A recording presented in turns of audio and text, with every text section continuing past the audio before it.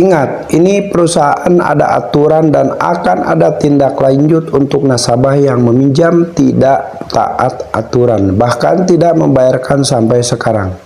Assalamualaikum warahmatullahi wabarakatuh. Selamat siang teman-teman semuanya. Apa kabar Anda di hari ini? Saya harap kalian masih dalam keadaan sehat walafiat dan selalu dalam lindungan Allah Subhanahu wa taala. Amin ya rabbal alamin. Nah, kali ini saya akan bahas tentang gagal bayar atau telat bayar di salah satu pinjol besar OJK.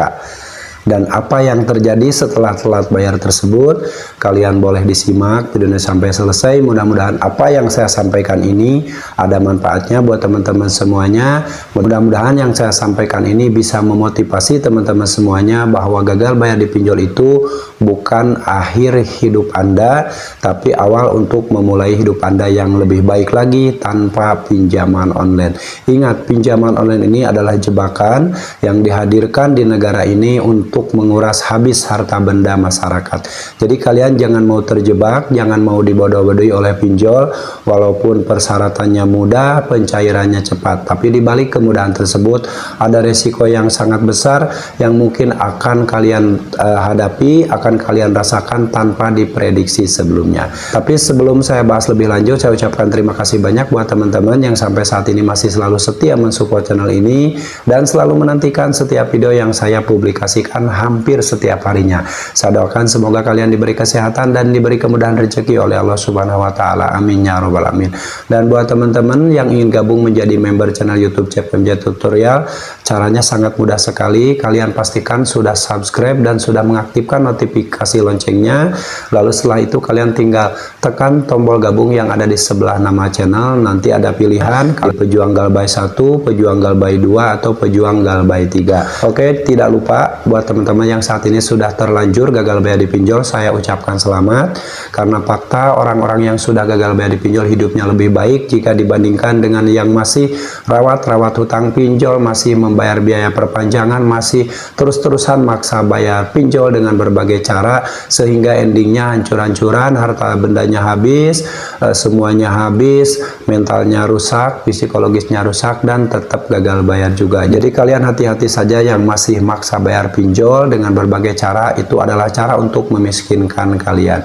Oke, mengenai gagal bayar atau telat bayar di salah satu pinjol besar OJK, ini mungkin pernah dialami oleh teman-teman yang pernah gagal bayar di pinjol ini, dan akan saya bacakan salah satu penagihan dari DC pinjol ini ya. Dan pinjolnya adalah Kredit Pintar. Ya, kalian tahu Kredit Pintar merupakan salah satu perusahaan pinjol legal, sudah berizin di OJK. Dan kalau misalkan kalian yang sudah pernah meminjam uang di Kredit Pintar antara tahun 2019 sampai tahun 2021, saat itu persentase bunganya cukup besar pula dan limit yang ditawarkan itu hanya sekitar 2 juta rupiah. Tapi mungkin buat teman-teman yang saat ini baru meminjam uang di Kredit Pintar, itu pasti limitnya berbeda dan juga persentase bunganya juga berbeda tergantung kebijakan dari perusahaan pinjolnya. Walaupun ada aturan-aturan dari OJK tentang penerapan persentase bunga dan penerapan lainnya, tetapi kita tahu perusahaan pinjol itu banyak sekali yang nakal dan akhirnya melanggar aturan-aturan yang sudah dibuat oleh otoritas jasa keuangan tersebut.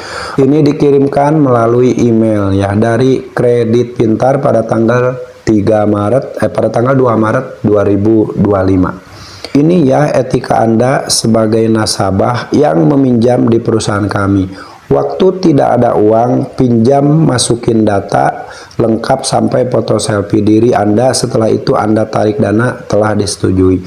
Ingat, ini perusahaan ada aturan dan akan ada tindak lanjut untuk nasabah yang meminjam tidak paham aturan, bahkan tidak membayarkan sampai sekarang. Jika tidak ada pembayaran hari ini, data Anda akan kami laporkan sebagai data bermasalah. Nah, ini teman-teman perlu kalian ketahui ya, penagihan seperti ini, mau itu dari pinjol Kredit Pintar ataupun pinjol yang lain, dari tahun 2019 ini sudah ada. Kata-katanya hampir mirip. Karena apa? Penagihan tersebut dilakukan oleh oknum tim IT yang bekerja sama dengan perusahaan pinjol legal dan pinjol ilegal.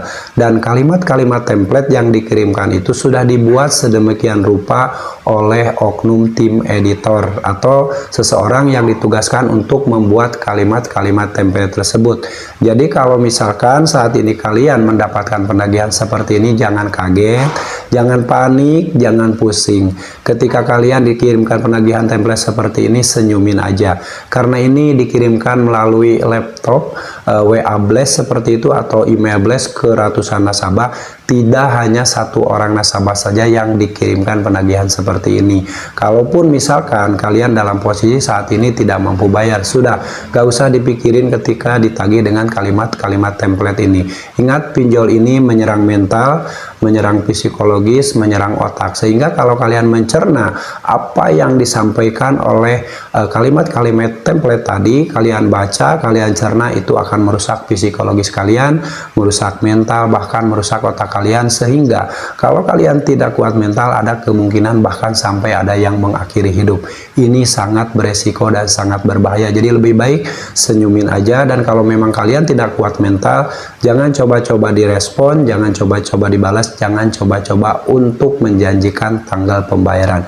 Kita terjemahkan menurut kata per kata yang dituliskan di kalimat template penagihan yang dikirim melalui email ini, yang sumbernya dari email Kredit Pintar ya.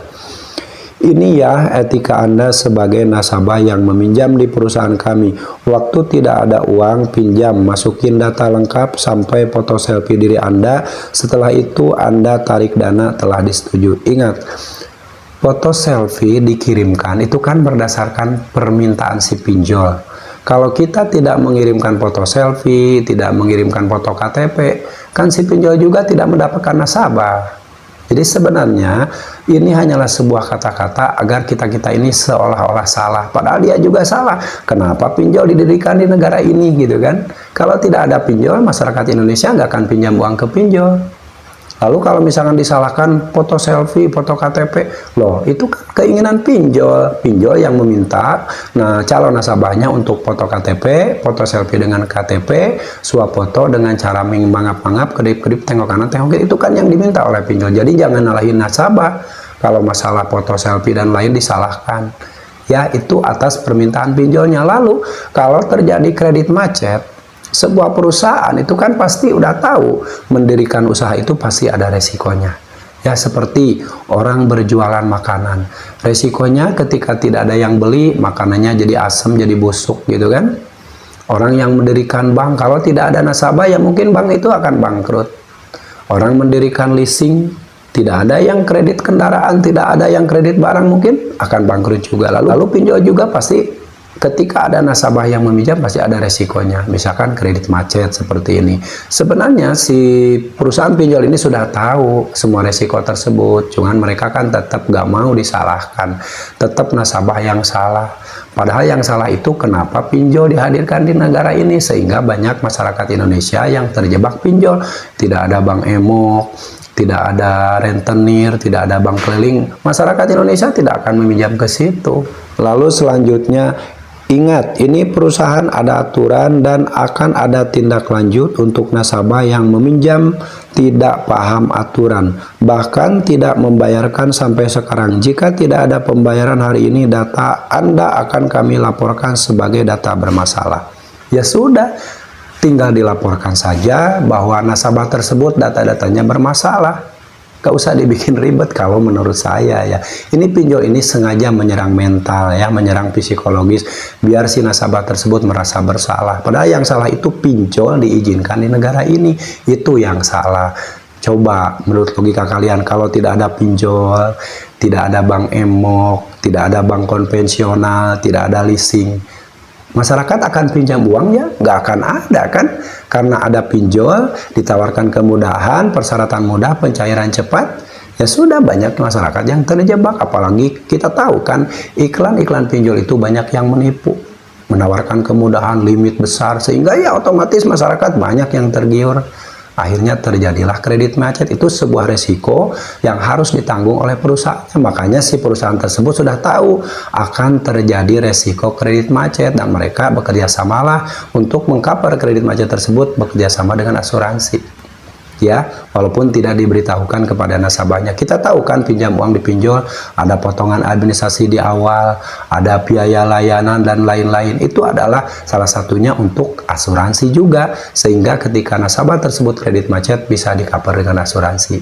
Walaupun untuk meng-cover atau mengklaim ke asuransi itu kan butuh waktu, butuh proses. Cuman ini tidak diberitahukan kepada nasabahnya.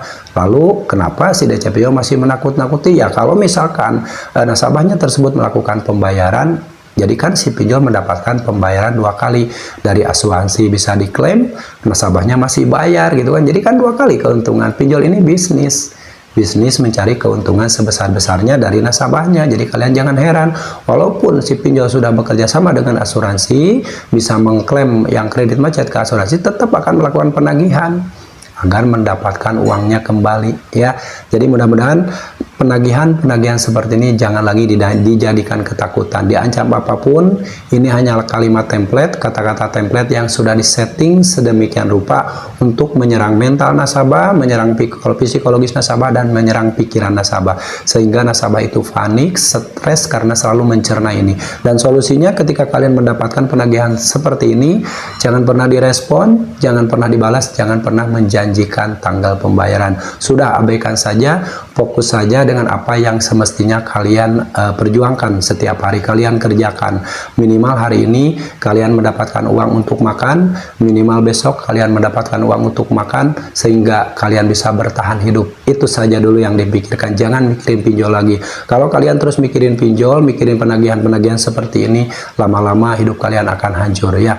Orang yang maksa bayar pinjol hidupnya akan hancur, tidak bayar pinjol juga akan dihancurkan oleh pinjaman online. Jadi mulai saat ini sudah buka pikiran kalian, rubah mindset kalian, jauhi pinjaman online jika kalian tidak ingin hidup hancur-hancuran. Dan yang pasti buat teman-teman yang saat ini sudah sangat kesulitan, ingat masih ada tempat bersandar, yaitu kembalikan permasalahan kalian pada Allah Subhanahu wa Ta'ala, pada Tuhan. Insya Allah jika kalian selalu mendekatkan diri sama Allah, selalu berada di jalan Allah, kalian tidak akan terjerumus ke dalam pinjaman online lagi. Hijrah dari sekarang, jauhi pinjaman online jika ingin hidup kalian selamat dunia dan akhirat insya Allah. Dan yang pasti kalian harus tetap semangat, perjuangkan masa depan kalian, perjuangkan masa depan keluarga kalian, dan jangan pernah lagi memperjuangkan pinjaman online. Sampai jumpa lagi video saya selanjutnya. Wassalamualaikum warahmatullahi wabarakatuh.